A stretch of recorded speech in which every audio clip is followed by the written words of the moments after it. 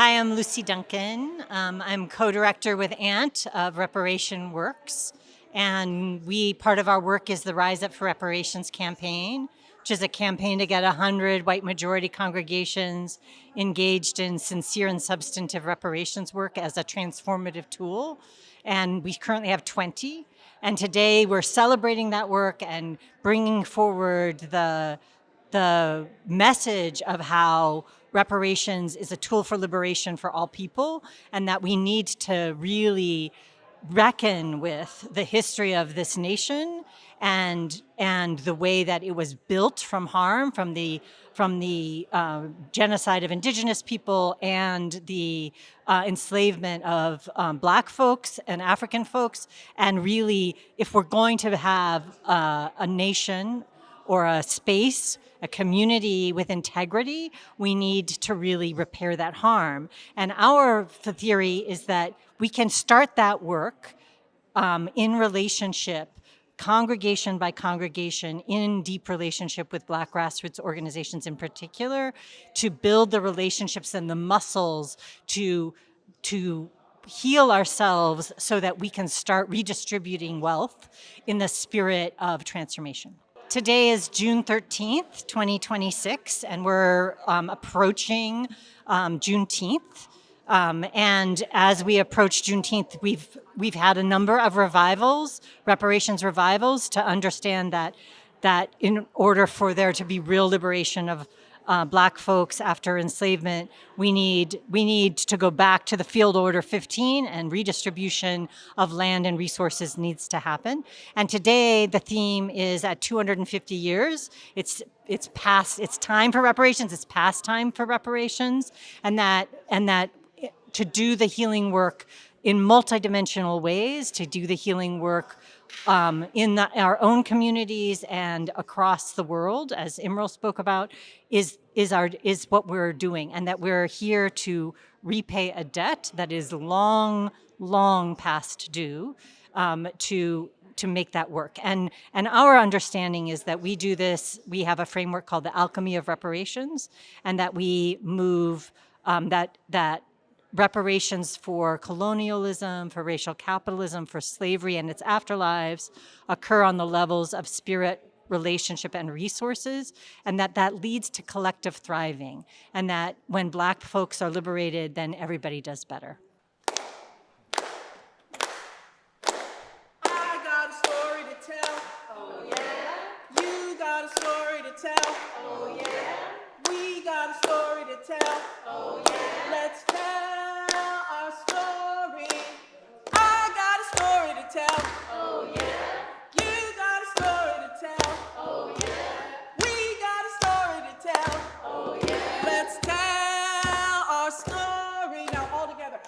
Everybody can sing. I got a story to tell. Oh yeah.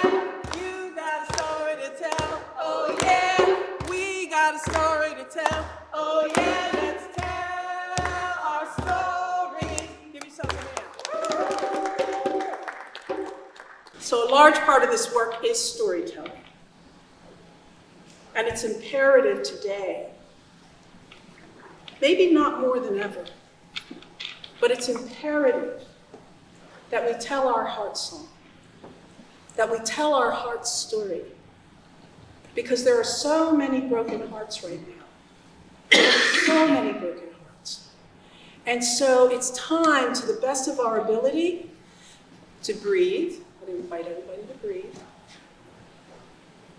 Bring that all the way up to your heart and let it go. Let's do that 2 more times. Full deep breaths. And let it go. One more.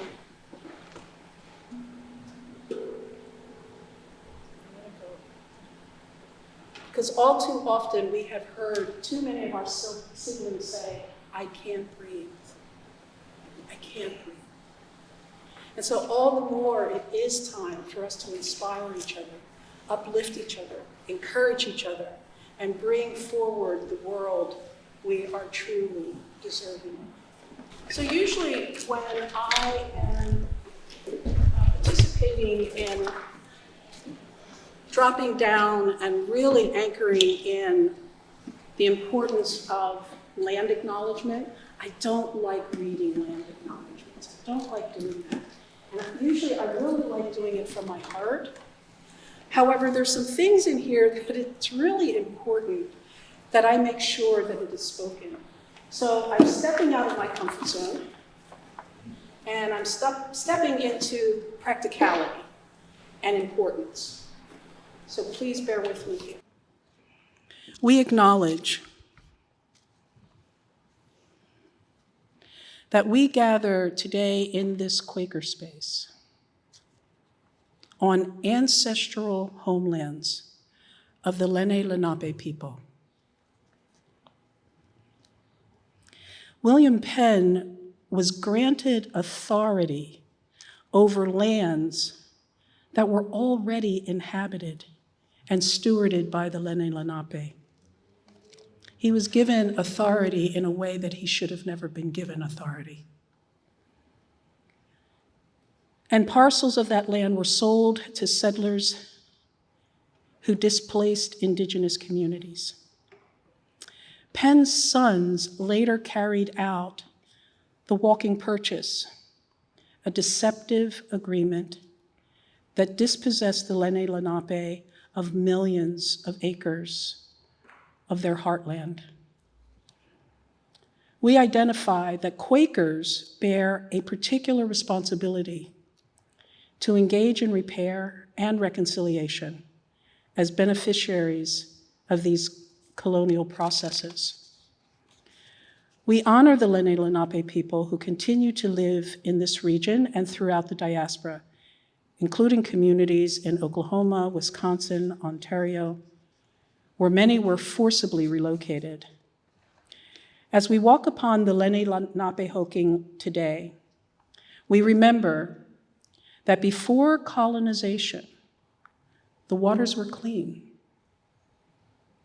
the air was unpolluted, the soil was sustainable for generations, and the people were living in a reciprocal relationship with the natural world. Remembering this history calls us not only to reflect, but to action. We commit ourselves to creating a healthier and more just future for all communities. Together, we seek to decolonize our hearts and minds and move toward the transformation that becomes possible when we act collectively. The same colonial logic that fueled the enslavement of African peoples and the dispossession of Indian nations continues to shape our world today. Some corporations continue to violate indigenous rights, while industries operating in Philadelphia and Chester perpetuate environmental harms that disproportionately impact Black communities. We honor both Black and Indigenous people and all those who have been oppressed by these systems, who have long resisted these systems of exploitation and fought for justice, dignity, and self-determination. We also acknowledge the difficult truth that many have benefited from oppressive systems more than they have challenged them. May this acknowledgement strengthen our commitment to solidarity, accountability, and collective liberation. I invite you to breathe. Oh, we doing a double mic? It's like I'm on NBC News, man. What's going on, y'all? What's happening? How y'all doing? Good to see y'all, man. Saw some of y'all recently, some of y'all I haven't seen in a minute, so really grateful to be in community with y'all today. As O has grounded us in the space right as we are in right now, I think it's important to remember that this is an interfaith space. So we of people of various faiths people who would identify not necessarily with any faith are all welcome here. And in order to embody that, we are going to start with a prayer. And like many of our spaces of faith often do, but I'm going to offer a Buddhist prayer to really sort of exemplify the fact that this is indeed interfaith. And all acts of spirit work, all acts of faith are included in the struggle for liberation, and we are utilizing our faith to move us there. All right, so I'll get us through this, and then we can get moving. Also, before I start, wanted to identify that I'm going to say the prayer, want to give us some time to sit with the words, and then I'm going to ask for anything that resonates with you and for you to share that if you are so willing. May I be a guard for those who need protection, a guide for those on the path, a boat, a raft, a bridge for those who wish to cross the flood. May I be a lamp in the darkness, a resting place for the weary, a healing medicine for all who are sick, a vase of plenty, a tree of miracles, and for the boundless multitudes of living beings, may I bring sustenance and awakening, enduring like the earth and sky until all beings are freed from sorrow and all are awakened. Ashe. Next, we will get into some music. This is really why I'm here, man. That's what I'm here to look forward to. So we are going to bring up one of our musicians here to work us through some music. These are extremely trying times, as we all know, and it is often difficult to create the moments of joy that we need to sort of move through these very trying times. But we have to do it. We have to do it. We cannot let debilitating times turn us into debilitating people. And you will identify all of the people all over the world who are undergoing some of the most inhumane conditions on the planet, still finding time for joy, still finding time for art, still finding time for music. From the people in Sudan, to the people in Palestine, to the people in Haiti, to the people in Philadelphia. Trying times also brings about some of the most courageous and spirited times. And with that said, we are going to bring up Aleigha.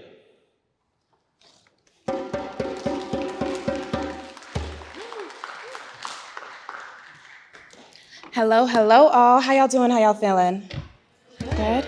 My name is Aleigha. I'm really excited to be here with you guys today. And what I am absolutely grateful for is my new friend O in the back who got y'all warmed up. All right, I'm going to be in front of you guys a couple of times throughout this service. And please know, any and all performances that I do are not a spectator sport. They are not a spectator sport. This first one, a lot of people know it. It's pretty easy to pick up, so I do hope that you sing along. And, dive in if you want to stomp about it, if you want to clap about it, if you want to shout about it. Please, take the liberty, all right?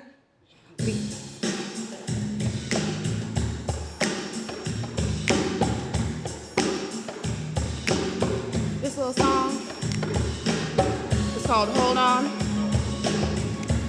by Sounds of Blackness. Y'all better sing.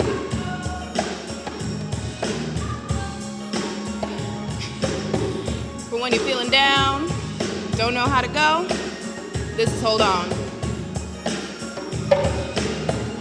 Yesterday, a man said to me, he said, how can you smile when the world is tumbling down? I said, here's my secret. When I wanna cry, I take a look around and I see that I'm getting by, and I hold on. Change is coming. Hold on. Don't worry about a thing. Hold on. You can make it. Hold on. Everything will be alright. Some people like to run. Some people like to hide. Some people like to run away from the pain inside. Now that's your business. Do whatever you want to do. But if it don't work out, here's what you gotta do. Just hold on. Change is coming. Hold on. Don't worry about a thing. Hold on. You can make it. Hold on. Everything will be alright when the troubles in life weigh you down. Just lift your head. Yeah, when the things you see are hard to find, don't give up, just be strong, keep the faith and hold on. Hold on. Don't worry about a thing. Hold on. You can make it. Hold on. Everything will be alright. Alright. Now this next little part right here, it's real easy. Y'all know your la-las. Alright? But when you're feeling down, you need a lullaby to keep you going. I want you to just sing it. Just like this, alright? Y'all listening? It goes a little like this. Say la la, la la, la la, la la, la la, la la, la la. Now bring it back, so hold on. Change is coming. Hold on. Don't worry about a thing. Hold on. So you can make it. Hold on. Everything will be alright. Hold on. Change is coming. Hold on. Everything will be alright. Hold on. You can make it. Hold on. Everything will be alright. Say la la. La la. La la. La la. La la. Say la la. La la. One more time. Say la la. La la. La la. La la. Just hold on, y'all. Thank you. And give it up for yourselves. Y'all held that down, all right?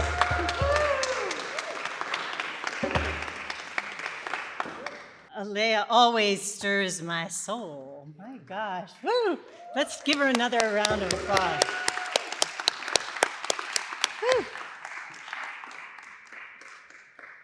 Thanks to all of you for being here. It's great to see you all. And we do this work of reparation because it's spiritual work, and it's transformative spiritual work that changes us inside and changes us outside. And when we do both pieces and have them in relationship, we have a transformed community and a transformed world. That's what I believe. Reparation works on a couple of different frames, and one of them is this one up here, which you can see in the middle is the signia that's part of our logo. It's an alchemy symbol. And a core piece of what we believe we're up to is what we call the alchemy of reparations. This is a frame that the former co-director Rob Pegler figured out, and we continue to use it as a core aspect of how we believe reparations operates and how it can be a transformative force in the world. So we believe that in order to transform chattel slavery and the afterlives of chattel slavery and colonialism and racial capitalism, we need to do healing and repair on 3 levels. On the level of relationship, interpersonal relationship, intersubjective relationship, community relationship, and cross-community relationship. That on all of those levels, we need to do what's needed to repair within and without. And that happens, we focus our work on Philadelphia, and also on the congregations. So the congregations are doing that deep spiritual work while they do work in community. And then the level of spirit, also intersubjective. What is our internal healing that needs to happen? And O and I are going to talk about that a little bit as we talk about working together for liberation. What is the internal work, and what is the spiritual work to heal from trauma and heal relationship with our ancestors as well as in community? And what is necessary to do transgenerational healing backwards so that our descendants don't have to do so much deep work to heal from the past? And then the last is, of course, resources. And that is, of course, money and land. Real wealth is land, but it's also what you have, what you can hoard, and what you can give. So it could be space, it could be whatever you have that others might not, that you can teach or offer. So it's also really important on those levels. And when you do all 3, that's when you release the power of the alchemy of reparations. That's what we believe. And we get to see... Wait a minute. Yay!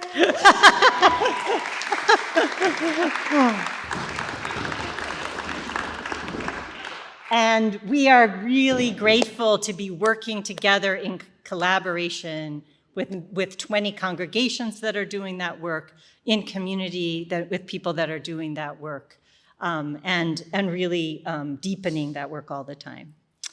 And then the other thing that is a really core piece of what we hold is that in order to do this work with integrity, and then the last thing is that when you do the healing and repair on those levels, you end up with collective thriving. So when you rebalance the world, everyone does well. And we know that when Black folks are the recipients of repair, everybody does well. When Indigenous folks are recipients of the repair, everyone else does well. So this is necessary, this rebalancing of the world, to move toward collective thriving. And one of the frames that we have is we believe that as we do this work, holding a collective vision for the world that reparations can create keeps us from moving resources and replicating systems of extraction as we do that.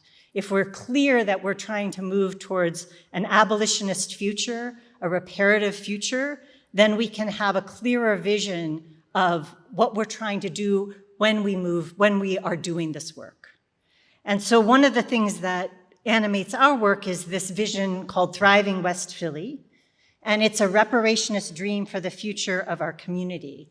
And it animates our work and it evolves as we and our neighbors share our dreams and cultivate a collective vision.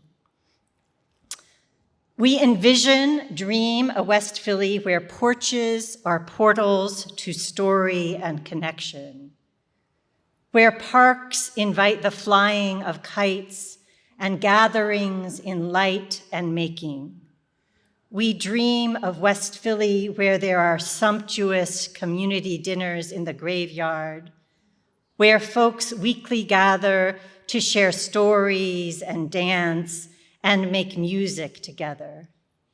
We dream of West Philly where the real estate developers are supplanted by giant and small land trusts, and there are acres and acres of community gardens. We dream of West Philly where all the businesses are co-ops and the language of collective business running and discernment is a common language.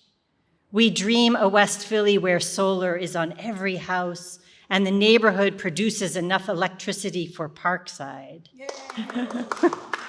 We dream of West Philly where reparations have transformed the spiritual and wealth landscape, and there is a culture of dignity in housing, food access, and community care and well-being.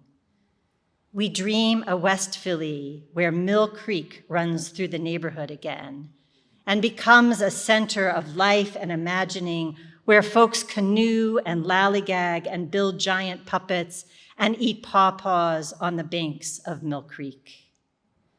We dream of West Philly where the Lenni Lenape have land back and their knowings are centered and honored, and people remember the stories of the land before dispossession, but also the story of the taking, so that we remember that enough to resist the colonial urge still in our muscles. We dream of West Philly where there are no cops, and circle practice is how we lean into conflict and harm, and healing and repair is how we live, how we connect.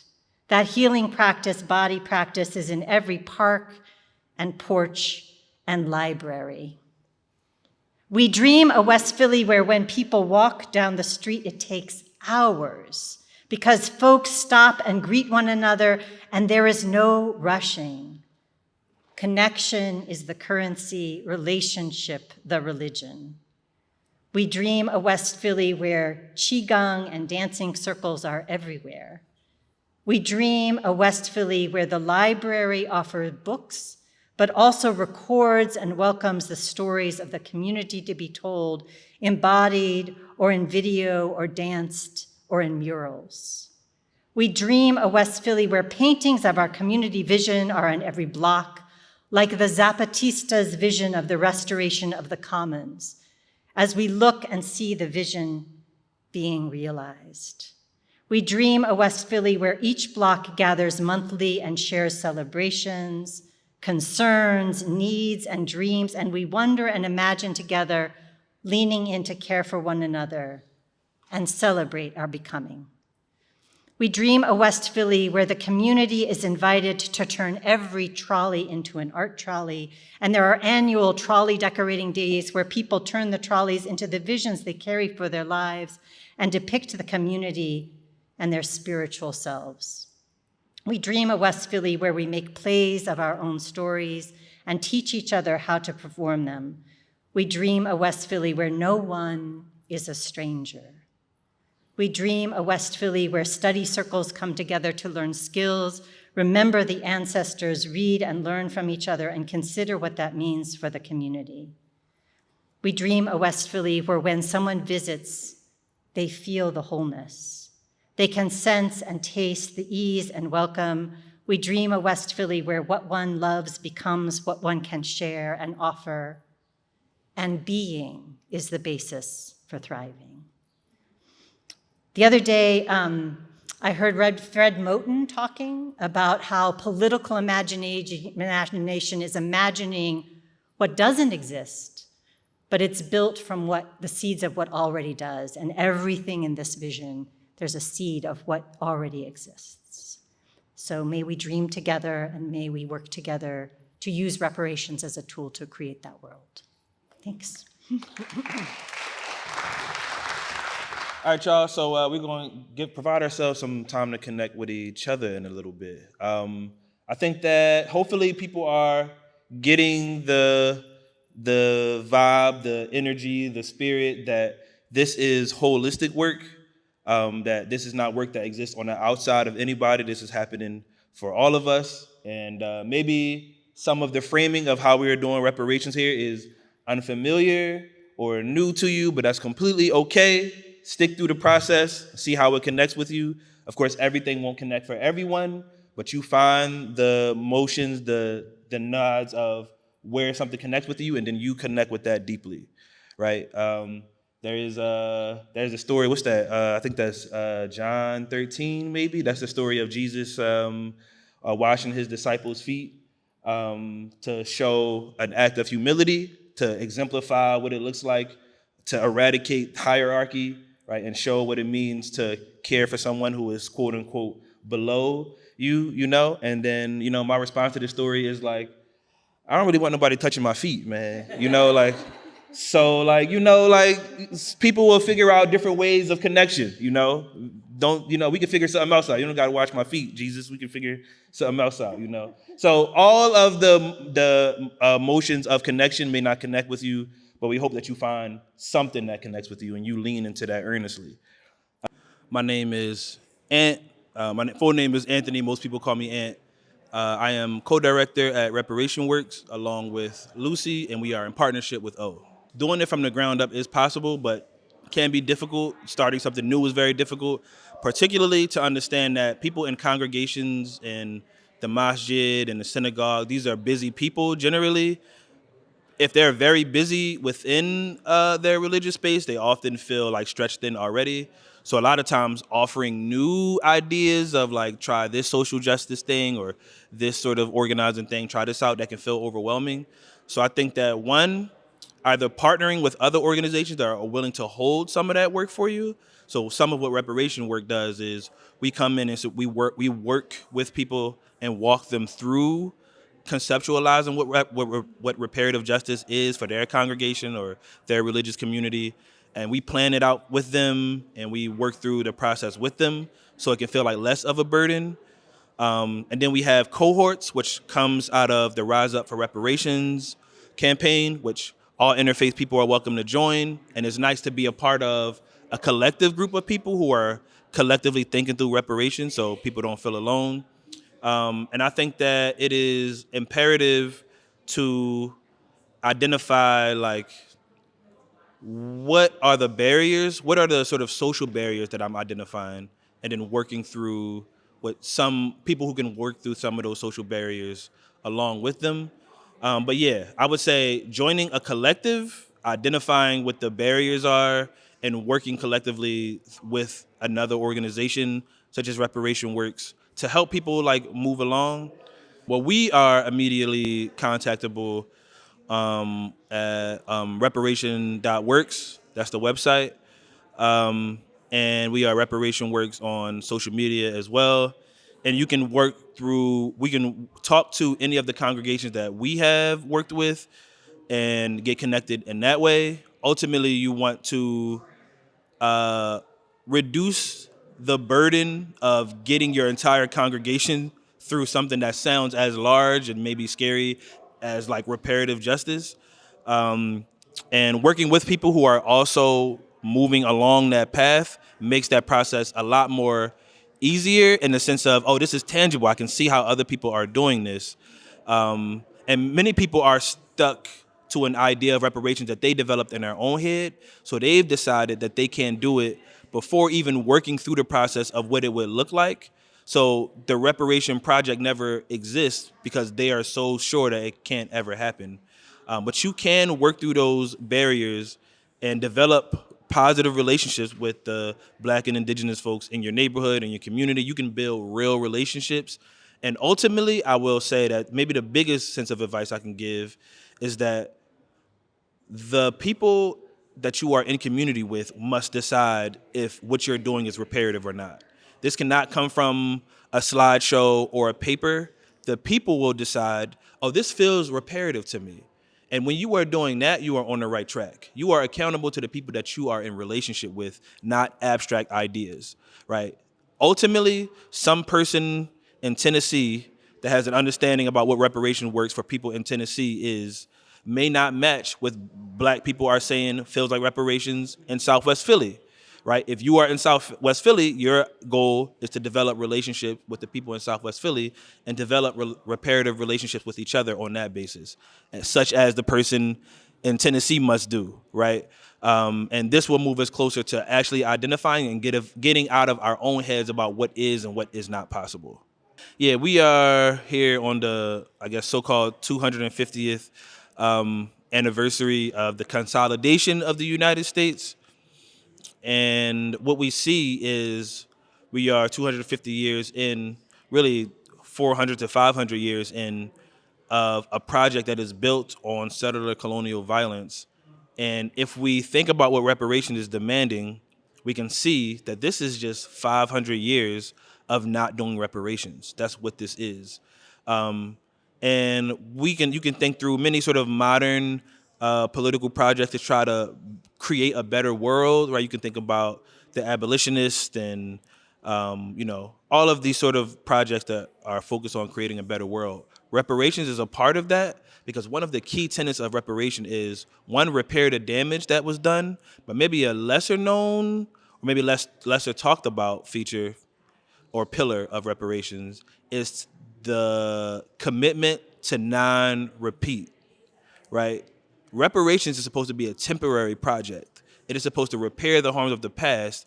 Then, once you stop repeating, there's no need for a reparation movement because we have stopped the harms of colonialism and enslavement.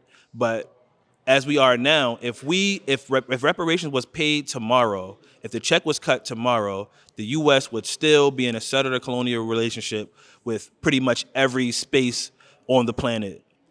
So it is important to do this now because now we can see, as the U.S. is framing, look how far we've come. Us on this side can say, look how much must be done because you are unwilling to respond to the demand for reparations. This is particularly for congregations. If you are stuck on, for the congregations that are stuck around the question of how am I going to find time to do this? How am I going to find the resources to do this? How are we going to do this? If you think through reparations as a framework for the thing that you are doing, not like a thing to do, it's not a line item or a checkbox, but if you say, look at all of the things that we're doing, do these things feel like reparative justice to us, right? So instead of considering reparations as a new thing to do, think of it as a framework to apply to all the things that you are doing. And then this will help you clarify, oh, this is a good thing, but this is not really changing power relations. This is not really changing, who has access to land and space. This is not really changing that. So although it is a good thing, and I want to be clear that many churches, many masjids, many synagogues are doing really good things, they are not necessarily challenging the power dynamic. And that is ultimately what we need to do. So think about reparations as a framework, and that can help you build some clarity around the thing that you would like to do. All right, y'all, we are going to bring ourselves back together. Appreciate y'all for engaging in that time period with each other. Hopefully y'all met somebody that you did not know before you came here. All right, so at this point, we are really going to get into the program. We're going to start going through some of our folks who have come to provide the messages of the way that we are attempting to envision reparations in our time together. We're going to do another music break. Everybody make some noise for our musicians here, Karen and Aleigha. All right. Oh, I'm so excited that I'm going before Imrul because I know that this one is one of his favorites. This is the first song that I ever wrote. I never really got into songwriting until a few years ago. And I finished writing this song when I was leaving a difficult delivery. I'm a doula. And so in the times that we are living in, with Black maternal health being what it is, and I've been thinking a lot about the alchemy of reparations, as Lucy described it, you really do have to transmute the kind of pain and harm and suffering that we're experiencing. And so this song was my ability to be able to do that, and then being able to use some of the proceeds from performances from that song to then give material support to that mama. This song has meant a lot to me in the many iterations that it has been able to just change things and make waves. So without further ado, this is Caged Bird. sitting down at this messy table, mirror of my racing thoughts, looking for a way to be stable, but I know what surviving costs. All these empty promises, all the things that went unsaid, they slowly bury me. But what's on the other side, I just can't see. So till I'm free, till I'm free, I'll fight endlessly. Then I'll write a little ditty, 'cause the cage bird was always me.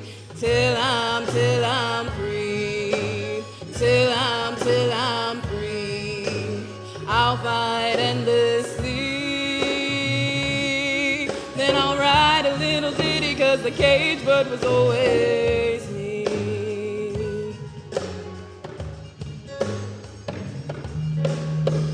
Feel the flames of my burning rage, hope they'll melt the bars up on my cage. This time I'll use the fire and not the sage. Can't back down from the wars they wage, while bodies seem to pile up. Our pain just doesn't make the cut. So the question is, I'm nice for war. That ship has sailed, that door is shut. So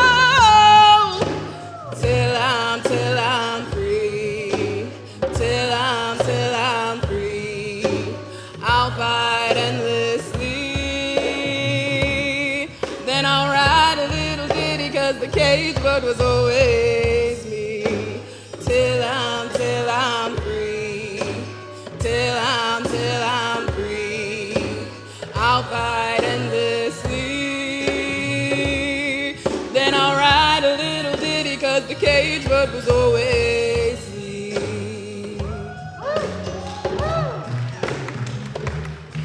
Who lied and made it seem like we don't hurt, despite this mess with us all to the earth, still learning about the magic of our self-worth. It's not our sin, it's not our curse. Wish I could just turn back time and maybe make the stars align. It won't be just some goddamn sign, it's just another hill to climb. So till I'm free, till I'm free, I'll fight endlessly. Then I'll write a little ditty, 'cause the cage bird was always me. Till I'm free, till I'm free, I'll fight endlessly. Then I'll write a little ditty, 'cause the cage bird was always me. The cage bird was always me. The cage bird was always me. The cage bird was always me.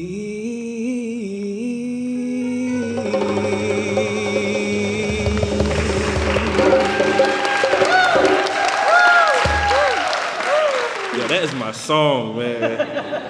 Like,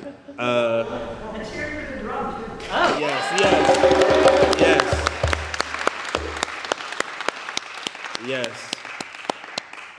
Brother Imrul works with the people in the belly of the beast often. These are people that are incarcerated. As a formerly incarcerated person myself, one cannot ever overstate how extremely important it is to work with our people behind the walls. And with that being said, I am going to bring up our man Imrul. Assalamu alaikum wa rahmatullah. Peace and blessings unto everybody here. I'll open with the invocation of A'udhu billahi minash shaitanir rajim. Bismillahir rahmanir rahim. In the name of God, the most compassionate, the most merciful, I thank the organizers for inviting me here to speak today regarding faith and reparations through an international lens till we're all free. International headlines. I was on Germantown Avenue and I was buying a bean pie. I bought a final call right here. Iran has been in the headlines a lot. Iran was in the headlines 3-4 weeks ago. We saw the word reparations circulating throughout the headlines. And in the case of Iran, Iran was making the firm demand to be made whole again, right? In this case, an aggressor, the United States and its proxy, the Zionist entity, inflicting trillions of dollars of damage in the form of public infrastructure, of roads and bridges and rights of way. And Iran has every right to make the demand to be made whole again, right? To do this restorative work, it's only fair, right? It's only just. And when we think in the material realm, it is very easy to calculate. It's an easy argument. It's easy to make sense of this. It gets a little more difficult when we think back to prior generations, when we think back to stolen labor. And so for this, I go back to the words of El-Hajj Malik El-Shabazz, a.k.a. Malcolm X. At this time, he was still Minister Malcolm X in early 1963. This is a speech that he delivered in front of a student chapter of the NAACP in 1963, Michigan State University. And he says, "Stop and consider the wages that were kept back from millions of black people, not for 1 year, but for 310 years, you will see how this country got so rich so fast. And what made the economy as strong as it is today, and all of that slave labor that was amassed in unpaid wages, is due someone today, and you're not giving us anything." Shahid Malcolm then continues and says, "The only reason that the present generation of white Americans are in a position of economic strength is because their fathers worked our fathers for over 400 years with no pay. All that money is what gives the present generation of American whites the ability to walk around the earth with their chest out.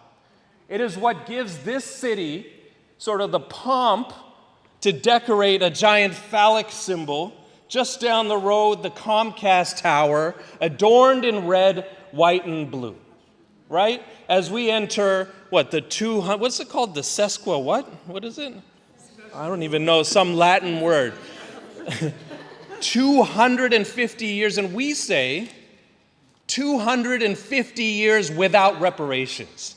As we're going to flip that. It's no celebration here of bombs bursting in the air, of the land of the enslaved and the home of the depraved.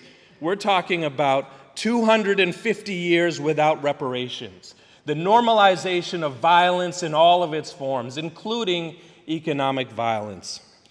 Shahid Malcolm then concludes in that speech and says, "Your father isn't here to pay. My father isn't here to collect. But I'm here to collect, and you're here to pay." It's a very Malcolm-esque way of concluding a speech. And so for me, the question then is how? How, do we build a system of reparations, of this method of payment or of collection? How do we heal from centuries of settler colonialism and chattel slavery, of racial capitalism and its afterlives, as our sibling Lucy said earlier? Afterlives, I really like that word. How do we build, in the absence of a state apparatus to disseminate reparations, right? We have the examples of Japanese internment, right? Many people who are alive today, U.S. citizens rounded up and thrown into concentration camps in places like Utah. I'm from California. I have met plenty of Japanese elders who were subjected to such conditions. We live today under those same conditions. It's simply mutated into a different form. We have concentration camps right there in Moshannon and all Delaney Hall, all these places, right? That's a state apparatus where the states, gave a paltry $20,000 pennies, right? Pennies to the survivors of Japanese internment. We have Germany and its state apparatus, which has disseminated tens of billions of dollars. But in the absence of that state apparatus, what do? How do we build a grassroots sort of network, a way of doing this reparation work? How do we create a movement, a way to move resources and our spirits? Because it's not just about, the dollars, right? It's not just about the wallet. It's about a movement of energy through these relations. And so for me as a Muslim, I turn to some of our hadith literature, right, of narrations and traditions and sayings of important spiritual figures. And I'm going to draw from two different sources, Bihar al-Anwar and al-Qayafi. And these are going to be the words of the family of the Prophet, may peace be upon him. So his descendants, right, whom we venerate. Somewhat similar to saints in Christianity, but kind of, sort of. And I will speak about zakat. Zakat is one of the pillars of Islam, right? It's part of we have pillars right here. It's a part of what upholds this very structure. It is mandated and required of us. And why is that? The eighth Imam, Imam al-Ridha, said, the reason for zakat is to ensure the sustenance of the poor and to levy the wealth of the rich. And Imam Jafar as-Sadiq, the sixth Imam, so great grandson of Rasulullah, says, thus, if the needy one is at a loss or is overly strained or is unclothed, then it is due to what the rich one has withheld. It's giving attribution, the causal mechanism is the rich. Then Imam as-Sadiq also says that zakat has only been enforced as a trial for the rich and as a provision for the needy. Indeed, people are only impoverished, needy, hungry, and unclothed as a result of the sins of the wealthy. That's sounding like a Marxist to me, kind of. I mean, I don't know if he's hanging out with Marx or something. It speaks to me, I can tell you that much. Imam Ali, the first cousin and the son-in-law of Rasulullah, our first Imam, says, if you wish for Allah to multiply your wealth, then purify it through zakat. So at the essence of zakat is purification. It is a way to cleanse our wealth. And if we accept the premise that wealth is derived from exploitation, right, that the profit motive is predicated on the exploitation of land, of labor, of resources in order to derive surplus, that it is inherently dirty. It's dirty, like it's harmful, it's extractive. We need to cleanse our wealth. And I think that applies to every single one of us, maybe some more than others. Those are some of the traditions that I turn to. This is a part of the alchemy of reparations, right? A part of the alchemy.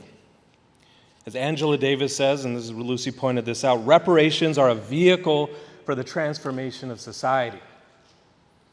And so what is that vehicle? What is one way that we can keep this energy in revival mode to engage relationships, spirit, and resources? I work for the Bail Fund, for Philadelphia Community Bail Fund. I would like to invite all of you next Friday to go watch a film, Under the Stars, in Clark Park, where Mill Creek used to flow through. In the bowl, we'll be showing a film spotlighting the story of Asia Ray Johnson. Asia Ray Johnson was formerly incarcerated. She shot her husband in self-defense. It was a DV situation, right? She's a hero to me for what she did, right? There's a lot of Asia Ray Johnsons out there in these cages. And until we destroy the bars of all these cages, both literal, physically, and metaphysically, I'm not free. I'm not free till you're free, till you're free, till every one of us, till I'm free. Till I'm free. So check that out. I'm still building sort of this argument in my own mind of individual giving as a form of reparations. Let's engage in that practice. Again, come through Friday. Thank you very much. Peace and blessings. Let's go. Till we're free, till we're free. So I am really grateful to invite up Rabbi, Rabbi Julie. Rabbi has been in this field of transformation, healing, and liberation as far as I remember, like far as I remember. And I'm grateful that you said yes in showing up and sharing your wisdom with us. Thank you, O. And Emre, that was so powerful. And Aleigha, your music just moves the spirit. So I am very grateful and honored to be here. And just want to start with gratitude and big appreciation for the thoughtful, inclusive planning process. Thank you, thank you. The festering injustices of genocide and enslavement in the very origin story of this country require immediate attention and a dedicated pathway to justice. And I am not an expert in the mechanism of reparations, but I know from personal experience that the steps towards material reparations are also spiritually transcendent and spiritually redemptive, and I'll tell you how I know this. I grew up in the civil rights movement and spent part of my childhood in Mississippi. My family moved there to be freedom fighters in the summer of 1965, 1 year after the murder of Goodman, Schwerner, and Cheney. In the fierce Jim Crow South, the civil rights workers enacted the world we wanted to see. We lived on an abandoned college campus in buildings named Goodman, Schwerner, and Cheney, shared a communal dining hall, and the white and black grown-ups fanned out to do voter registration and community organizing throughout the state, coming home each night with exhilarating stories from the field.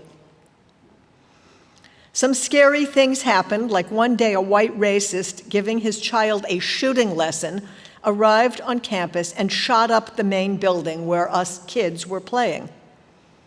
We hid behind stacks of boxes in an inner room. The local police were all KKK, so someone called the FBI, strange bedfellows in dramatic times.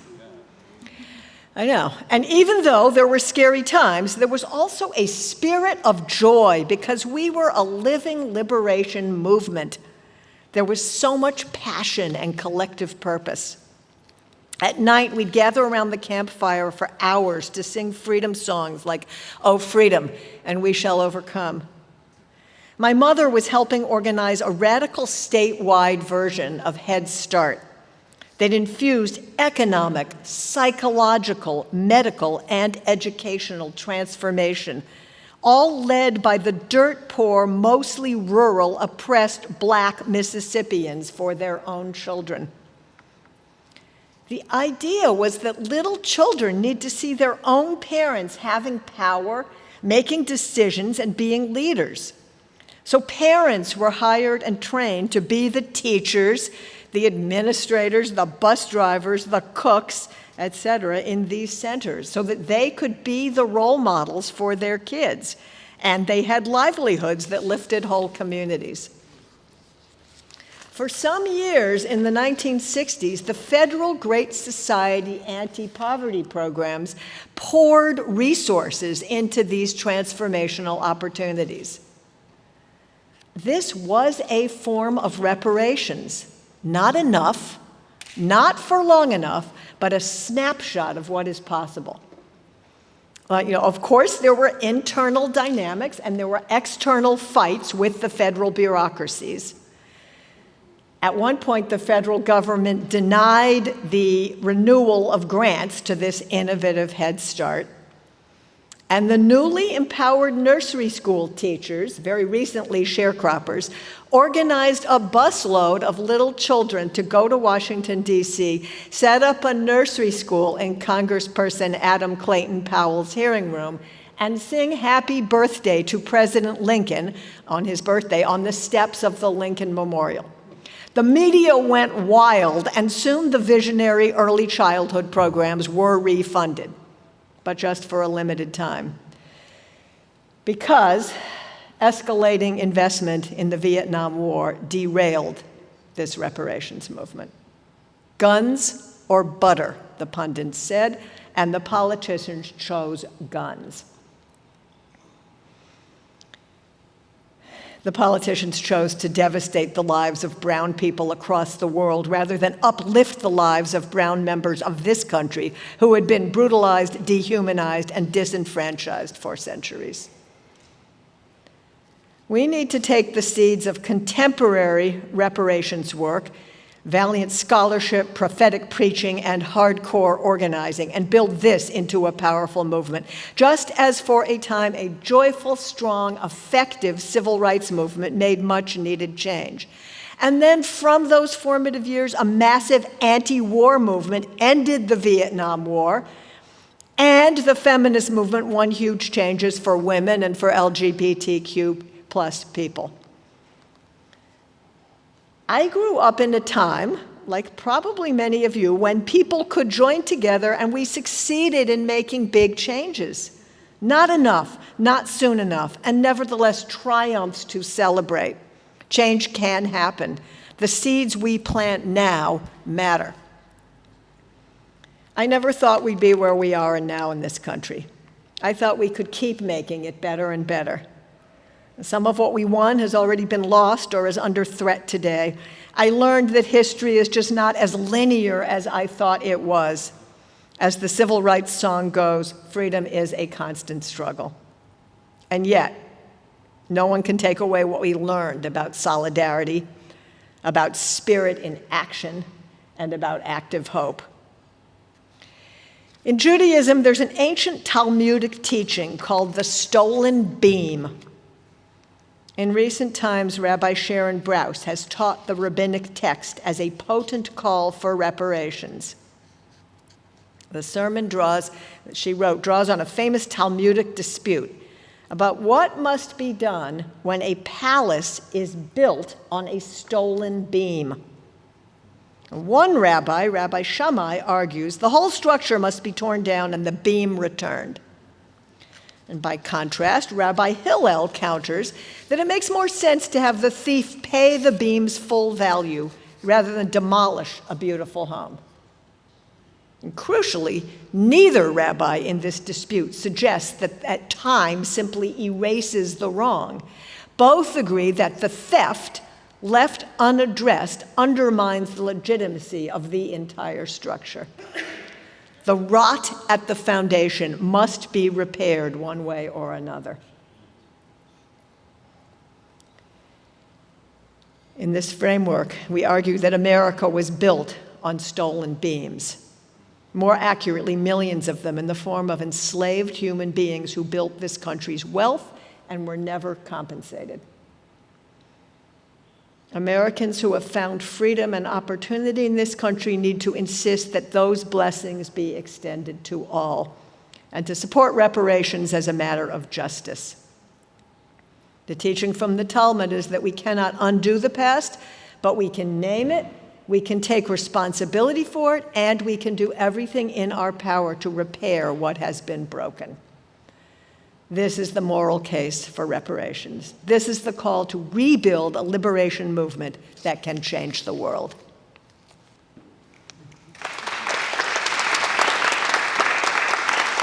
Yeah, this is the call of our interfaith spaces. I think that if we are sensitive to what we are hearing now, this is how all of our spaces of faith should operate, right? We are operating in our current time period, right? We are providing batteries. We are charging up a generation to be whole again, right? To engage in a struggle of restoring their own destinies, right? And we need to take this charge very seriously. So I appreciate all of the calls from the various faith practices that have already been up here.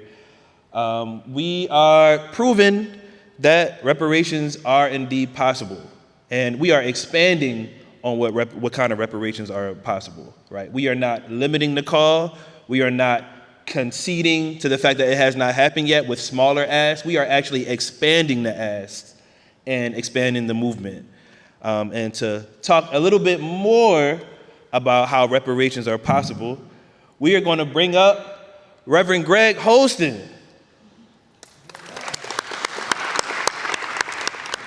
The power of our moment together here, this reparation spiritual moment, is recognizing that the process of reparations is possible.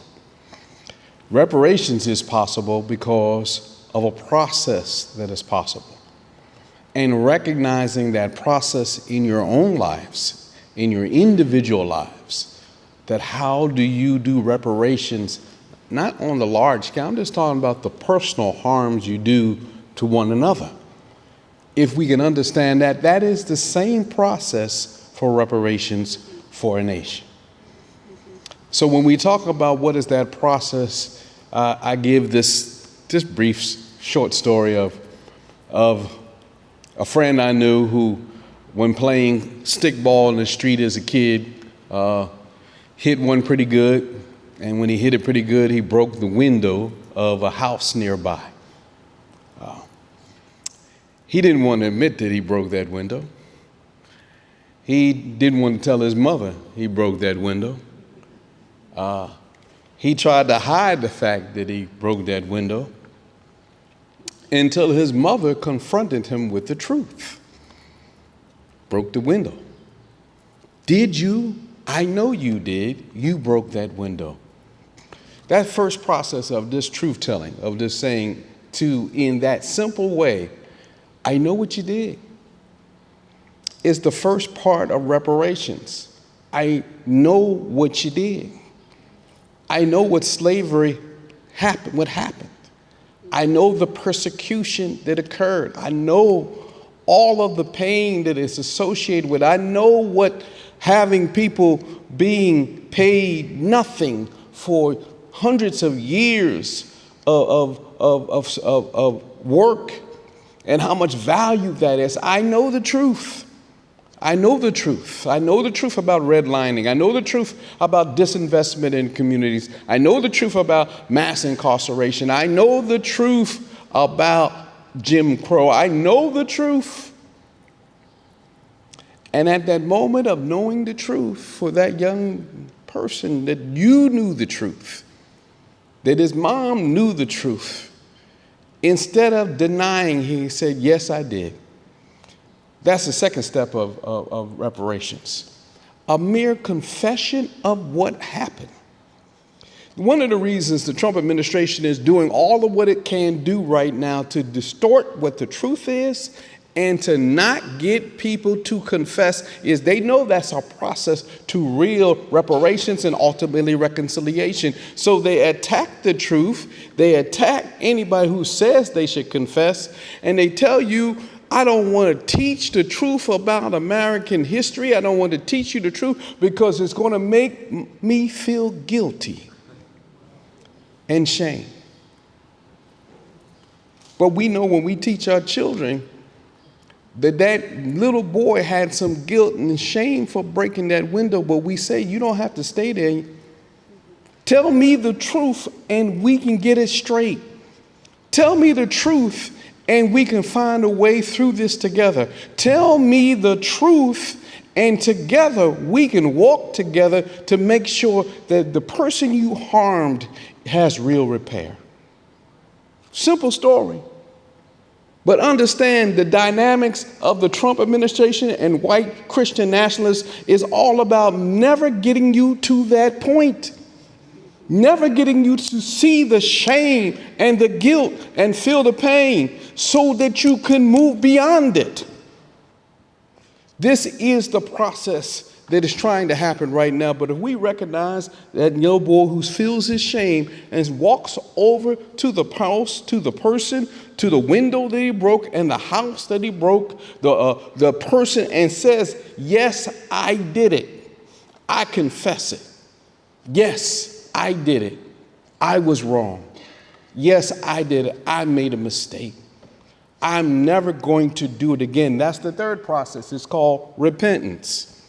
It's simply looking and saying, this is wrong and I will never do it again. This America has still trouble with real repentance because it keeps doing it over and over and over and over again. It has trouble with repentance because it's still the lingering effects of now present day redlining and present day disinvestment and present day underfunding of schools based on color is still happening. So if you're really about reparations, you also have to be an anti-racist and start to work on the issues today that are going on, because that's part of the process of reparations. That's the part of the process of real repentance. Real repentance is, I'm not going to be a part of doing it anymore.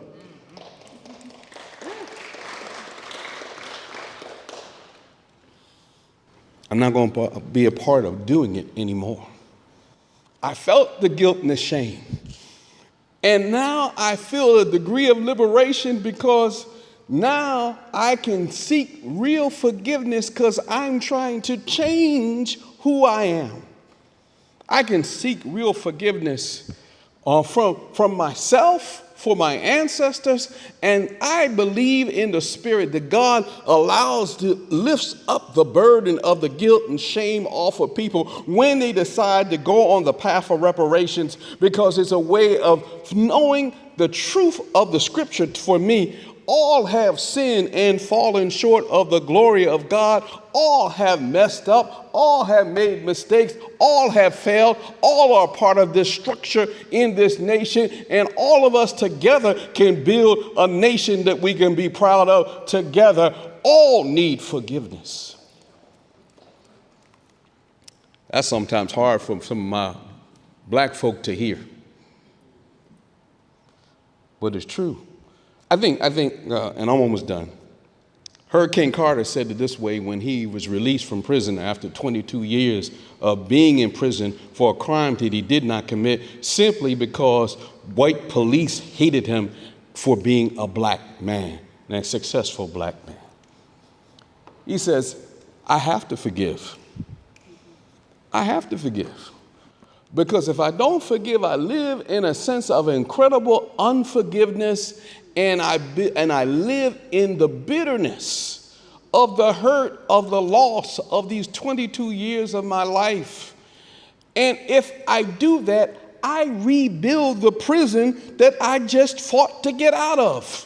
I am not going to let them win because of what they did to me, and I'm not going to live in the prison they tried to build for me. I will live with freedom and justice and equality no matter what they have done. I will stand up and live free from all of the chains they try to put on me.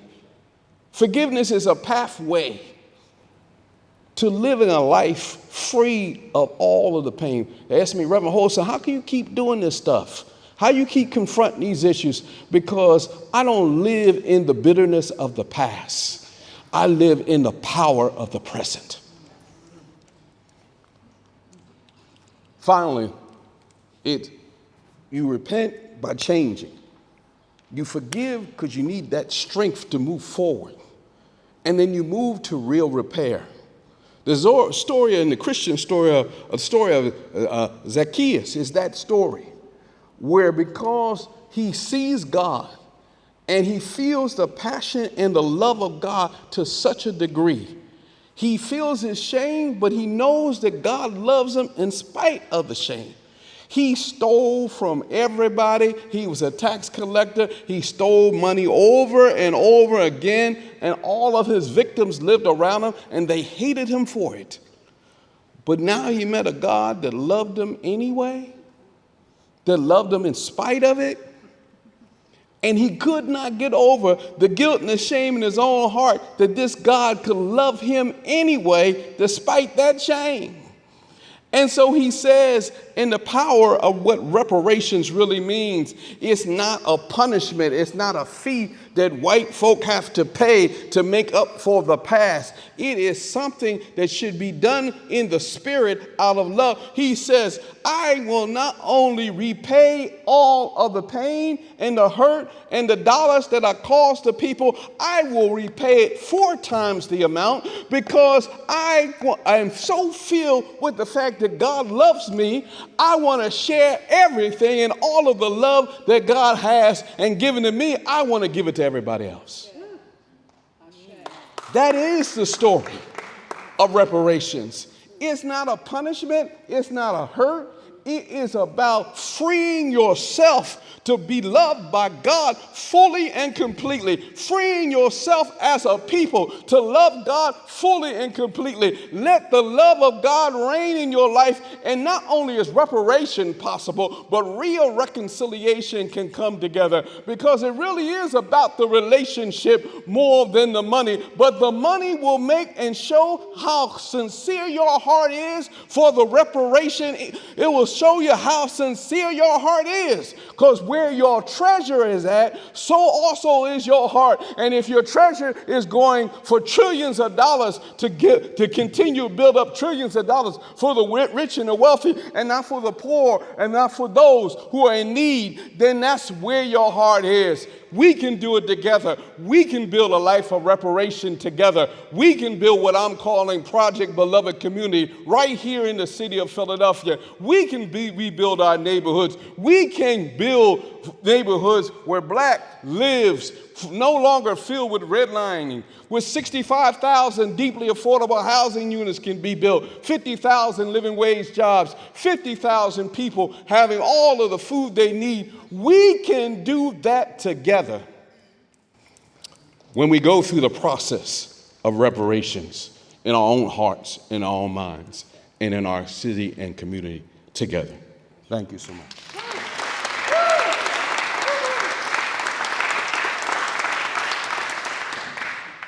All right, this one's another original, and I said this in the beginning, and I know we got some new folks. Please know, any and all performances I do are not a spectator sport, all right?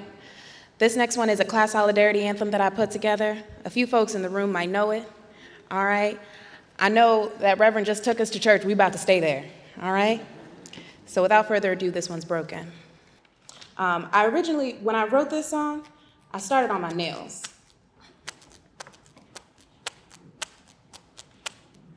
Might be broke, they'll call us broken. Too many things I can't stop hoping for. Something true, oh, something new. Said I might be broke, they'll call us broken. Too many things I can't stop hoping for. Something true, oh, something new.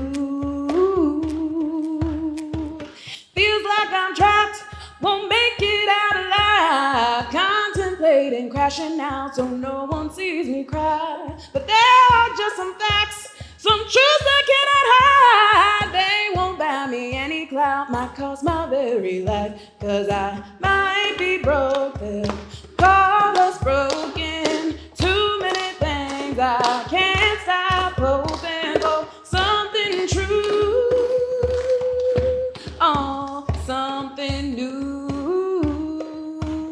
Said I might be broke, they'll call us broken. Too many things I can't stop hoping for. Something true,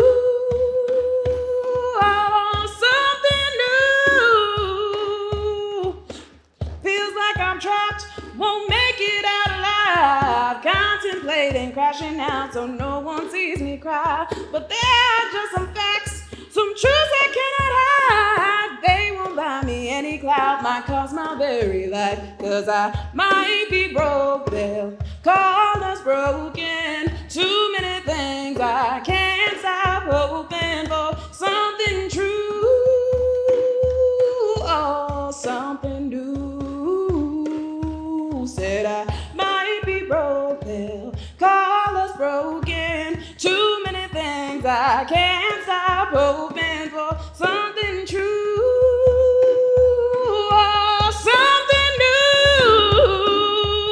So if you're trying to get out, this world is drowning you in doubt. 'Cause it won't turn you loose unless you know what you're about. So till you think of what comes next, of how to live till your last breath, take these words and have some nerve to say this with your whole chest. Say broke, not broken. All right. Let me hear you say broke, not broken. Broke, not broken.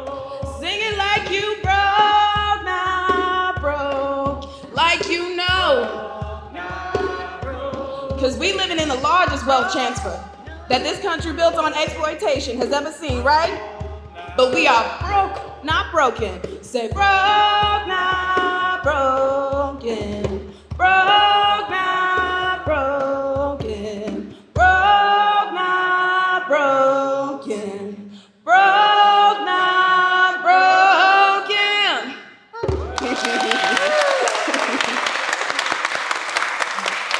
Thank y'all. We are in this section where we're thinking through what is reparation and our interpersonal sort of relationship to it. And for my folks in here who are in either predominantly white congregations or you are in congregations with a lot of class privilege, we are trying to get to the bottom of where your part or your congregation's part in reparations is. And if we have identified that already, we're really trying to get to why you ain't do nothing yet, okay? We can just be honest. Maybe like 75% of the people in here are engaged in some sort of long-term, engagement with reparations. We are likely surrounded by people who we are still trying to convince, or whatever. And this is an exhausting battle. And we need to really expand our ability to engage with this. And this is sort of what we are about to talk about. I'm here to talk about the blocks in getting us to reparations. Now, before I do this, how many people in here, show of hands, feel like they have a they feel relatively confident about their ability to talk about reparations with other people? How many people feel pretty good at it? Yeah, crazy that it ain't happened yet. See, right? This is sort of the paradox, the sort of difficulty. This can be partly inspiring in some ways and a little bit debilitating in many other ways, right? This is a generations old movement. The demand for reparations has existed long before I was born, and before my mother was born, and before her grandmother, and before her grandmother, right? And we understand that there is some level of understanding the use of reparations because, as Brother Imrul brought up before, the U.S. has dipped and dabbled in reparative projects before. So we understand that we know that there's a necessity for it, right? And we know that this is a thing that has existed for a very long time, and we are in a time period where not only are we moving farther away from reparations, right? We are also losing the things that came out of the struggle for liberation, right? So this puts us in a really strange environment. Now, the struggle for reparations has existed for so long that it has gone through various iterations. The first thing I'll talk about, of course, is many of you have heard me talk about this before, but the period of Reconstruction, right? The period of time immediately preceding the abolition of slavery, right? Du Bois called this time period Black Reconstruction. And what's really interesting in this time period is all of the sort of white theories at this time, all of the white academics, and even some of the progressives, even some of the Quakers, even the so-called abolitionists, right, during this time period are really unsure if African people can guide their own destinies. Can they exist in this sort of society, right? Many people. Abraham Lincoln himself, right, often credited with the abolition of slavery if you don't actually read anything. If you just go to public school, then Abraham Lincoln freed the slaves. Every institution outside of that would believe that's asinine, right? But even Abraham Lincoln in his sort of, in the act of abolishing slavery, acknowledged that he did not believe that in the U.S., African people would be able to maintain their existence here, right? He started a colonial project to move some African people back to Africa, which is an expansion of colonial mindset, right? And in this period, in Reconstruction, it is black people fighting for their liberation that raises, quite literally, the standard of living for all other people. The most oppressed people in this time period, right, indigenous people and African people, are creating systems of living that all people benefit from. It is black Reconstruction that provides people with their access to public education, right? It is black Reconstruction that gives people the understanding of what public health care looks like. It is black Reconstruction that expands the ability to read and own land and expands living conditions all over, right? Disabled people, women, all people are benefiting during this time period of black Reconstruction because the liberation of African people has always meant the betterment of the entirety of society. It has always meant this, right? And so what we see is white peasants, right? This is truly the story of the U.S. actually, right? But white peasants who are not in the planter class, right? They don't have property, and they may have some enslaved people, but the profits are not necessarily moving them out of their class desperation, right? We see this, and white people understand that indigenous people can't vote, they're not viewed as human. African people can't vote in this country, they're not viewed as human. And white peasants can't vote either. It is actually black Reconstruction that gave white peasants the first taste of so-called civility, right, in this country, because if you did not own land, you couldn't vote, right? So we know, this is not a dream, we have room for dreaming, right? We need to do some real revolutionary dreaming. This is not a dream. I am not calling to some reality that has not been realized. We have seen what reparation looks like, and it worked. And reparation was interrupted by white supremacy, right? So we have real proof that this raises all boats, so to speak, right? And still we find ourselves, as all of the people have raised their hands in here, still find ourselves somehow in an upward hill battle, right? We got some good news. We see that attitudes towards reparations, people are feeling a little bit more amicable to this, right? Attitudes around reparation are changing, and people are maybe moving a little bit, but overall we still find ourselves in a struggle. And what I really want to talk about is how this shows up in your particular places of worship and community, right? Really, what is the blockages that is preventing our congregations from trying something?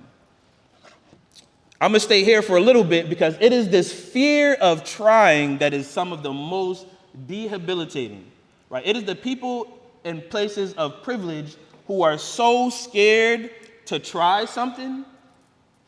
And Lucy and I talk about this often. There's a difference between being in a congregation and you don't have any resources, right? And you're trying to be creative around what does it mean to develop reparative relationships with the community that you're in, right? Then we have congregations that have the money, right? There is money that exists that can be redistributed and is not being redistributed, right? And then you talk to these folks and they're just like, oh, we're not sure, we don't really know, we don't want to do it wrong, we don't want to, and I'm like, do something, right? Our time on this planet is very limited. You spent all your time contemplating what it would be like to do something instead of doing something and learning from the mistake if it happens, right? And then trying it better next time. I will identify that this is primarily because we are not building real community spaces. If you make a mistake in a space of love and care, it is treated as a mistake. It's not the most damning thing that'll ever happen, right? You make the mistake, you are held in care, and then you try again, right? When you are crafting spaces that are not filled with love and care, then mistakes feel like the end of the world, right? And what we are seeing now is people with the opportunity to do something that are scared to do something because they are not crafting spaces of care and love, right? So this is a little bit of chicken and the egg conversation, right? Are we crafting the spaces first? Are we trying to do the thing first and then we, whatever? My primary point is to try something. And this becomes less acceptable when you think about the masses of struggling people all over the planet who are making do with what they have, right? There is so much scripture, particularly in the Bible, there's so much scripture about fear, right? About faith is unknowing. There's so much scripture about how you be held in the love of God. And maybe we believe this theoretically, but we are not moving like we believe it tangibly. So all of our ability to make change exists theoretically. We need to move out of the theoretical reparations and move into something tangible. So my challenge to everyone here is to try the thing in the congregation that you are in. If you are in a congregation that is predominantly white or has some level of class privilege, my goal is to convince you to attempt to try something, to be in solidarity with black people, to be in solidarity with indigenous people. And if that is at the center of what you are trying to do, then try the thing, right? Be clear, be theoretically, be politically, be sincere about what you are trying to achieve, hold that at the center, and then try the things. People have sacrificed too much for us to spend generations not doing half of what the people before us have done. Our people are sacrificing their lives all over the planet in an attempt to develop a world that we all can collectively live in. And all I'm asking is for you to take your part in that, right? If you are, once again, if you are around people, if you know people who have some class privilege, anything of that nature, my goal is to see what you are willing to engage with these people about and talk through the thing that is blocking them and real blockages. I'm not talking about city council policy, right? Because some of us actually need city council policy to stop what we're able to do, because that prevents you from getting to the thing that is in your heart that you didn't really want to do it in the first place, right? Moving out of fear is, oh, this will never happen. They'll never pass this, right? Or this will never happen. Nobody really wants to talk about it. Well, try it first. Try it. If it didn't work, okay, now you'll see.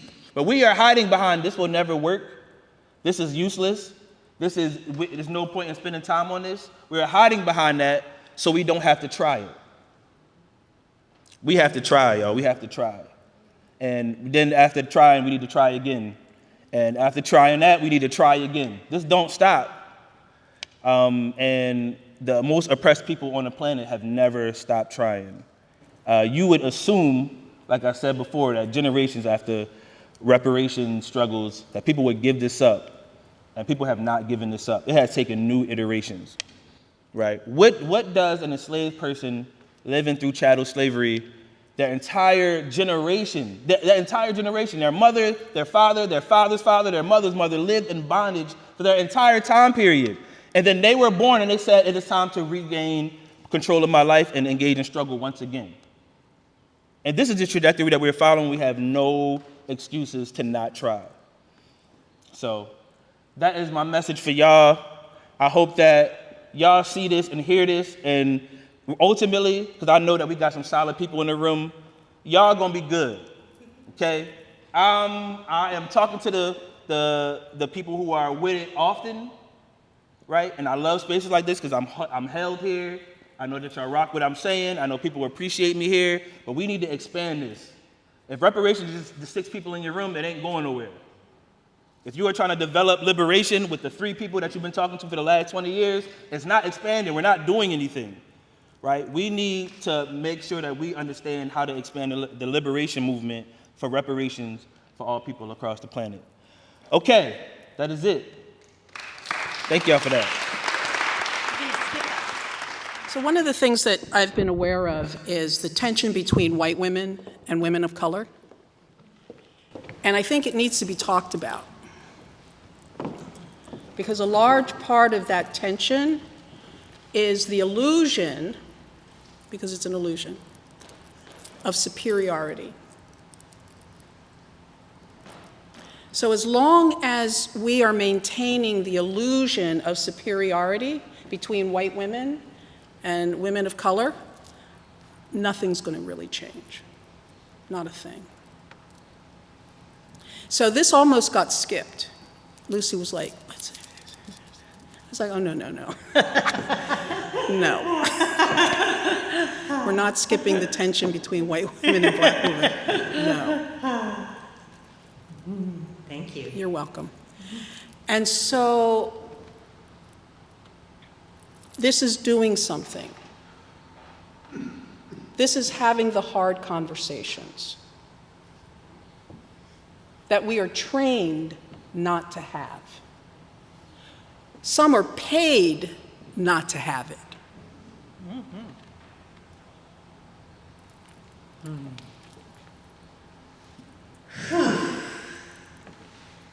So O and I were preparing for this part, and we had a conversation.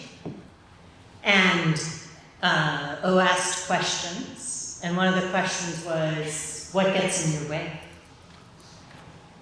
And I said, you know, I think that what gets in my way is that I've been socialized to believe that my worth, my value, and what resources I bring, and how smart I am, and how much I can do the administrative work, and how much I can keep moving fast. And that when I am thinking that way, it gets in the way, it disconnects me from my black sister. Because I think that I've had relationships where that's what I believed about me, and instead of just showing up present and humble, I thought I was only valuable because of what I brought. And so, whether she says that out loud or not, it's an energy. It's a frequency and a vibration of separation. When we're supposed to be working together. And so often, these things are not spoken. And what I'm going to invite us to practice is having the hard conversations. White people with people of color, practice breathing, have the hard conversations around sexism, the power that men carry in relationship to women, along with racism and classism. These are conversations that have to happen if we're going to move this forward.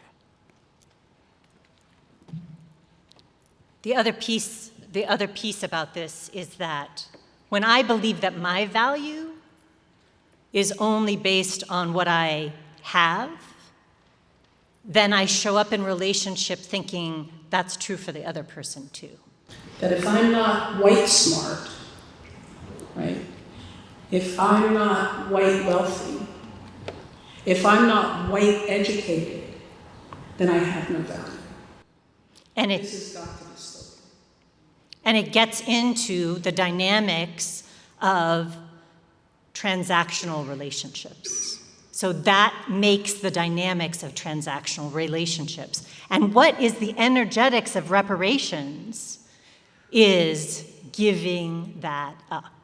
That it is elementally my spiritual self, fully present. My elementary school students, when 7-year-olds, they taught me this.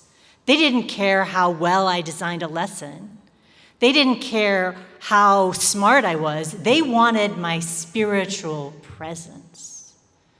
They wanted me to show up.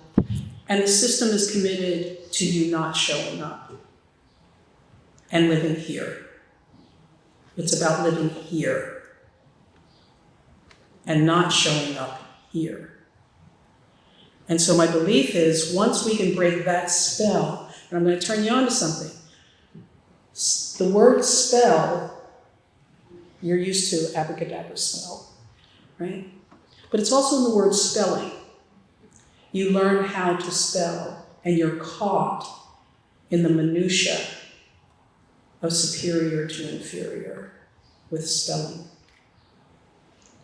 So I invite us to continue to do the work, even when someone goes, oh, we don't really have time to do the work. Do it anyway. May I add one thing? And when we do the spiritual work, it's easy to write the check. Just a quick note on classroom teaching that Lucy just mentioned. I know sometimes we maybe patronizing around children sometimes, but working with children is some of the most gratifying work because they literally don't care about none of that. It's the most, if I'm questioning if I'm a good facilitator or not, I may, even if 20 people after this come and say, yo, you did a good job, I'm like, word.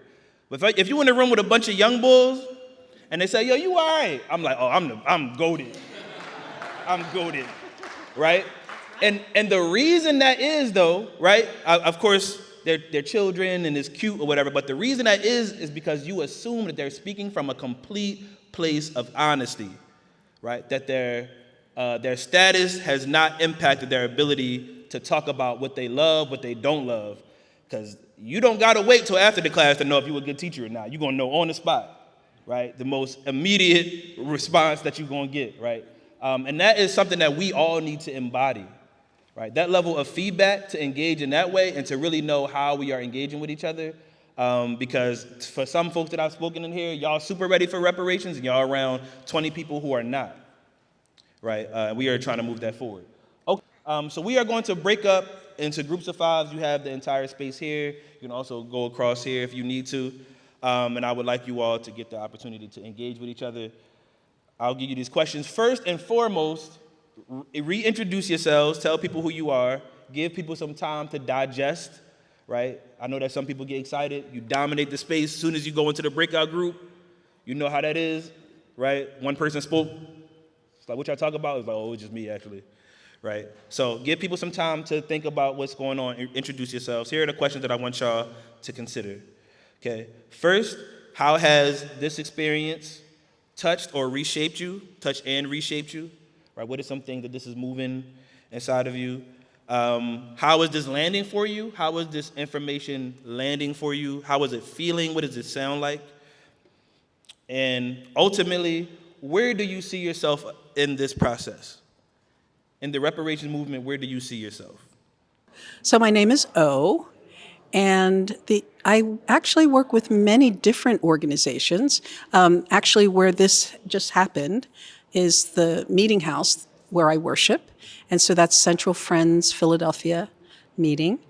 And the organization that I do a lot of my community service work is in the Grays Ferry area. And that organization is Philly Thrive, which I've been working with probably over 10 years. I've been working with that. And that's an environmental racial justice organization in the Grays Ferry area. And I also work with Lucy in reparations work, RepWorks, and that's about creating relationships that actually facilitate healing across lines, racial lines, economic lines, educational lines, class lines, in order to really facilitate the repair that our children deserve, our planet deserves, and our hearts deserve. Reparations for me, I actually believe we learned reparations in the womb. It's about repairing that which has been separated or broken. And so the seed of the father and the seed of the mother are definitely separate. And yet they figure out how to work together. And not only do they figure out how to work together, they do it really well, and they've been doing it for thousands of years. So to me, we actually learned reparations in the womb, and so I know it works. The ability to bring that which has been separate back to wholeness. I think reparations, too, for me, means to restore, to remember, to reclaim, to reevaluate a system that is so oppressive and violent and vicious and cruel and steals so many resources from everyone, including the oppressor, actually, because his soul actually gets stolen. And so reparations is about saying, hey, there is another system. There is a system that can make us more whole and more sane and have way more fun than what we're having. So to me, I think in many ways, reparations is actually about having more fun and getting rid of systems that are so violent, vicious, cruel, and depressing. Yeah, a part of the challenge for the Black liberation is we have been taught for thousands of years that white is good and black is evil. I mean, just at the level of color, just like crayon color.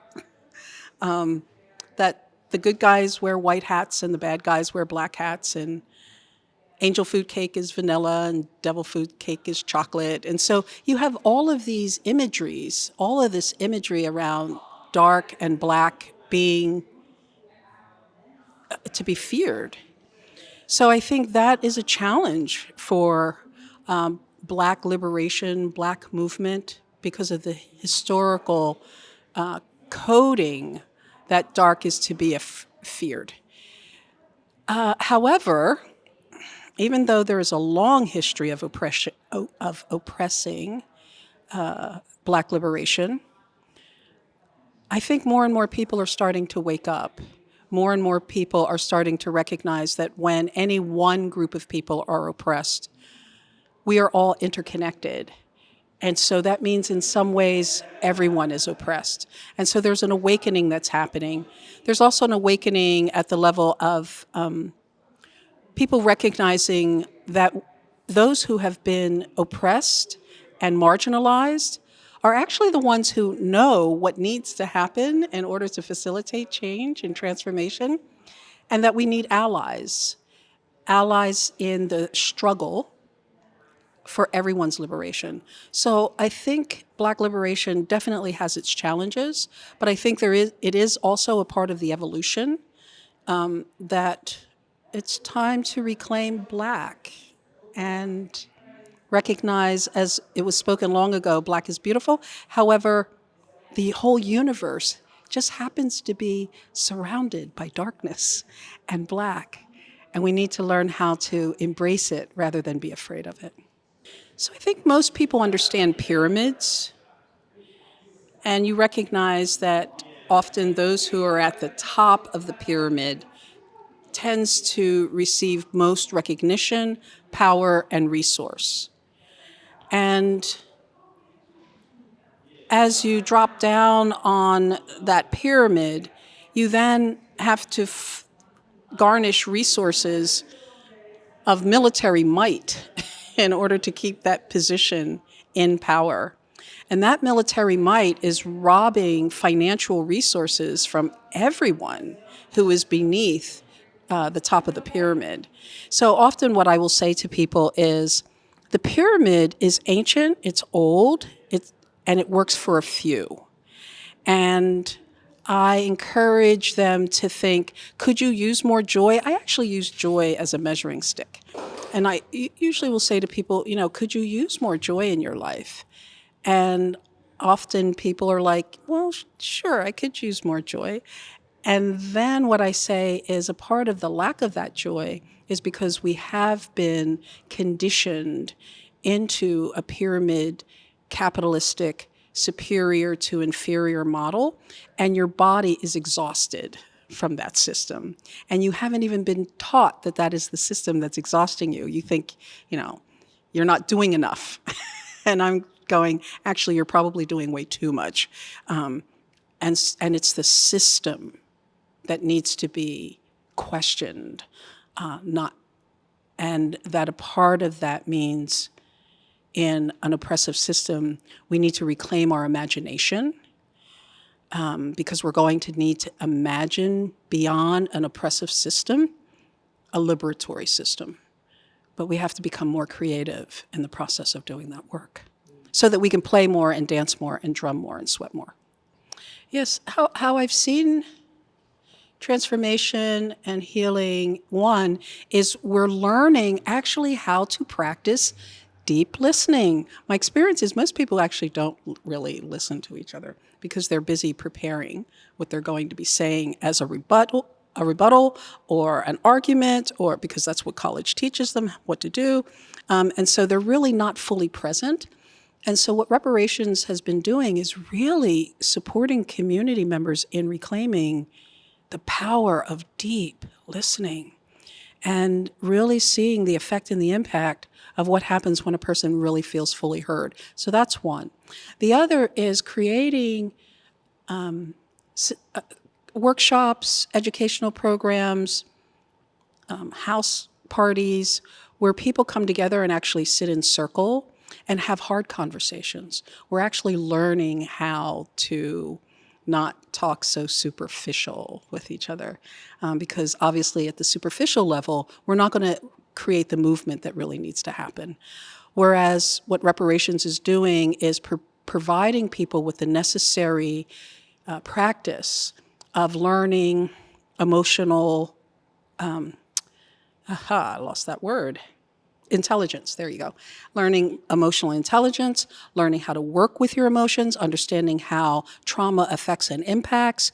And so there's a lot of education that's happening in respect to reparations work that allows people to own the trauma, feel their feelings, create safe space to really have hard conversations for everyone's liberation. So I would say reparations is about reclaiming connection. Well, it really is about solidarity, and it is power in numbers. And so I think a lot of organizations are awakening and recognizing that we can't do this in isolation. It's not going to happen. And so outreach, there's so many ways to do outreach anymore. Instagram, TikTok, YouTube, and really, there probably our ability to locate each other is probably better than it's ever been because of those things that I've just named. But just keep your ears open and your heart open, and come out into the community and see what's happening, and knock on doors and show up and listen to NPR. I'm always big on people recognizing that they are literally, actually miracles. Often I think about, wow, I'm on this itsy bitsy teeny weeny planet that we call Earth. And Earth in and of itself is about the size of a mustard seed in respect to the whole universe. And we happen to be on this mustard seed, which is really mind-boggling to me. And so there's a part of me that's really committed to inviting people into that level of imagination and saying that you even exist is just absurd and awesome and mind-boggling. And so don't waste that. Like, get involved, participate. The world needs your voice. The world needs your voice and your vision and all the things that you probably hid because when you were a child, people really didn't listen to you. But it's time to be heard. We need you. You're necessary, or you wouldn't be on the planet at this time. So I invite you to breathe, to recognize the miracle it is that you're even here, and to come and play and join the movement because we need you. I want to build on a little bit what Imrul was saying about, like, early abolitionists thought that the only way to abolish slavery was to abolish the United States. And as it was, as it is. And they pivoted, and they're like, oh, let's just say that it's not who we really are. But I think that they were onto something, because The only way we get the transformation we need is to work at the roots and deep enough so that we change the foundations of this thing we call the United States. And I think that reparations is reparations mixed with abolition are the finest tools for us to do that we have. And it's not abstract. It's really like, how do we move in a way that every day abolition and reparations are shaping how we are in relationship with one another, how we spend our money, how we move in the world. So that's the main call to action. Let's get busy on that work. But I want to tell you a couple other things. So Ant very skillfully called us in around, let's try some stuff, right? So I'm going to tell you a little bit about some of the stuff that is being tried, and incite us to try more and to invite our congregations and our spaces to do more. So last week, I got an email, and I've looked at it a number of times, and it was a note and an introduction to a Black family that was the first recipient of 5 $10,000 first home buyer grants for people, Black folks buying in Germantown. And that picture is beautiful, to see this family who probably wouldn't have a home otherwise. So this is one of the things we're trying. And Green Street Reparations does $50,000 a year, and we gave that money to Birdseed, who really took care of that. And Green Street also helped to stabilize $11 million of housing wealth by doing free legal clinics for Black Germantown neighbors who had tangled titles. That matters, that's wealth. And I want to say that I mention all this because it's significant, it's trying stuff, and we can be going deeper.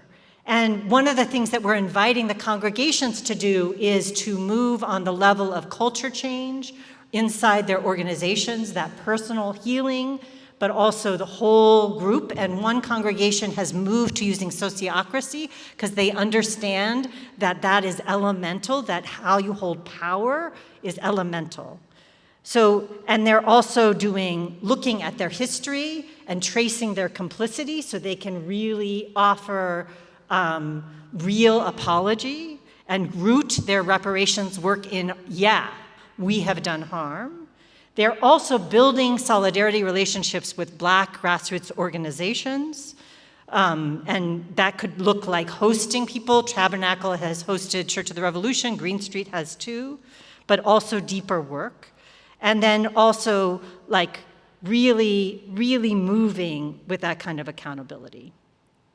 And again, they move with Alchemy of Reparations and creating a community. And I loved what Ann said is we have to create communities that are connected and deeply in relationship, that are so that we can move in this collective way, in a powerful way. And I'm gonna read a quote from Verona Stern, who's a Black member of Tabernacle United, who's part of the cohort. And she says that she was part of a conference that we did last summer. It allowed me to see that there are other people in other congregations like ours that are committed to the work, who feel that this work is important and feel like this is what is God asking us to do. And imagine, we have 20, imagine what 100 congregations moving like these cells of transformation in the city could do and be. So that's the call, is to invite you to invite other congregations, yourselves, into this work. And one of the edges that we're working on is, well, we have 2 edges. One is to add restorative justice, for us to practice how we are in relationship with each other and how we deal with conflict, how we repair ruptures with each other and across our relationships. And then also, how do we look at all of our wealth as elementally to be deployed for repair? So if you have an endowment, what does a reparative investment look like? How do you give that to a land trust that's being built? How do you say, oh no, I can take 1%, because I don't need to get 4% on what's here through the stock market. I can instead deploy it locally in Philadelphia to create the thriving the thriving Philadelphia that we need. So we have a flyer for you all, and we are on August 15th, we're going to have a taster session for the campaign. So if you know congregations, white majority congregations that want to learn about it, we're going to have 4 hours and dinner so you people can really learn about that. So encourage them. It's August 15th from 4 to 8 at Cole Zedek. And then we also have a framework that Ant created called the Transformative Tool for Reparations, which you can look at your efforts and decide, hey, is this abolitionist, is this transformative, or is it just moving the deck chairs around on the Titanic? So let us move beyond that. And then the last thing I want to say is we have some people here from Get Free Philly, and I wanted to invite them to make an announcement about something that's happening on Monday, and then we're going to go and break bread together. Come on up. I've been doing youth organizing in Philly. I'm from West Philly, where I still call it down the bottom. It is not University City. It is the Black Bottom. And if you are not familiar with the Black Bottom, what is now University City used to be a thriving community of Black folks that was listed as blighted so that Penn could take over and Drexel could take over, and they still don't be paying taxes for real and actually being in the community. And so that is where my heart lies. And so reparations are an integral part of us actually making this a city for all of us, where we can all thrive and be closer to what I call the holy enough. There is enough in this nation. There is enough in this world for us all to have what we need. And until we actually repair the harm, reckon with the truth of the history of the United States, we're going to keep going through this thing where every 50 years, white supremacy comes a calling. And we know that. And that's why everyone here is here, to do the work to repair and bring us closer to this beautiful vision of West Philly. So I am a part of an organization called Get Free, and we are Get Free Philly specifically.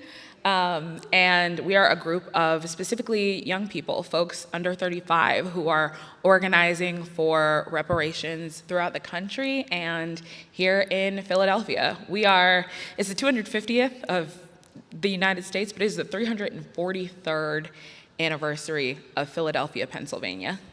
And in this city, it has been built by Black folks and by the indigenous folks who were here before, who tended the land for thousands and thousands of years before any of us got here. And what we are trying to do is make sure that reparations is a mandate, not just for all the incredible faith communities that RepWorks is working with, but for our entire city. We have a reparations task force that was fought for tooth and nail by folks in this room and outside of this room. And one of the things we're working on is ensuring that this year is a year where they are actually moving to start making recommendations, that the city council is actually listening, and that even beyond the faith communities and the organizing communities that are happening, the people in this city know that we have a chance to actually win on reparations. And so one of the things we're doing this month before our, I think it's I don't know how to say it either. The 250th anniversary is what I'm gonna say. Is we are having a couple of different actions. We have a press conference happening on the 15th. And so if you are a part of a space that is working with RepWorks, is taking this incredible alchemy and trying to make it real, and you want to inspire other congregations to do the same, we would love to have you. There is a petition calling on the city council to act on reparations. We have a community day coming up where we're all making art for an action that is happening starting in Rittenhouse Square on the 27th.